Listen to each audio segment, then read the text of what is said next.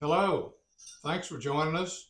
Ted and I are just practicing coming back from a party. Hopefully, we've been invited to. But I'm Dr. Bill. And I'm Ted. And today we're going to talk to you about some holiday libations. Some things a little bit more traditional, and then we're going to get a little bougie and talk about some other things you may not thought of. Especially might include some of our more continental fans, selections. Doc? Let's start with eggnog. And actually, our first experience with eggnog with our family was my wife's grandmother's recipe of what's called boiled custard. Boiled custard was just that until they brought out that bottle of Jack Daniels that was so old, I think it was number 6 maybe instead of number 7, which he'd put a very carefully measured teaspoon in about a gallon of boiled custard, and everybody thought they were having a ball. But originally, boiled custard / eggnog originated in the 13th century with monks. Lord knows they needed something to keep them being monks, and that included eggs, milk, and rum. Now it came to this country in the 17th century. And Ted, talk to us a little bit about that recipe we were talking about. Well, the recipe itself, if you're going to do it from scratch, is pretty involved. It involves separating egg whites and the whole 9 yards.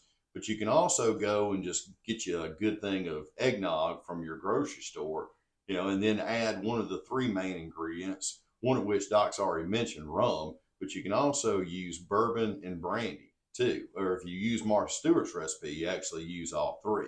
But, Martha's been to prison before and she's not afraid to go back. But you can also go down to your local liquor store and pick up some ready to go type things like this. This is actually Evan Williams's eggnog. And this is essentially a pre-mixed eggnog. Just chill it down, serve it up, let the good times roll. And as Ted mentioned, we're fortunate to have a number of continental fans. And one of the drinks that I've enjoyed very much is called Glühwein, which is mulled wine. And it's made of mainly orange, cinnamon, clove, sugar, and other spices, which is brought to a boil. And then either Chianti, Cabernet Sauvignon, maybe Zinfandel is added. It means Glühwein. And when you've had several cups of that and strolling around the piazza, you tend to glow a little bit too. But what's in it for Santa after all of this?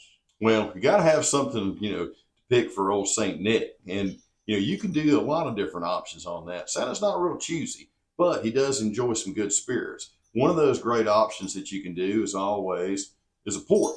Port is fantastic. Serve it just room temperature. This is actually a Taylor Fladgate 20-year-old tawny port. Great little sipper, something nice to help you get in the spirit.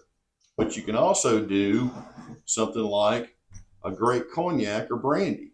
And then if you want to really step it up a notch, great cigar with it. Santa likes a good, he didn't necessarily always have to smoke on his pipe. Likes a good stogie too to go with it. So, well, I still go back to the cookies and milk, but I usually eat all the cookies before he gets there. So he's going to have to rely on the port and the cognac. But I found out his password to Rudolph. What's that, Doc? Uber. Always a good choice. Merry Christmas. Happy holidays. Like, subscribe, comment.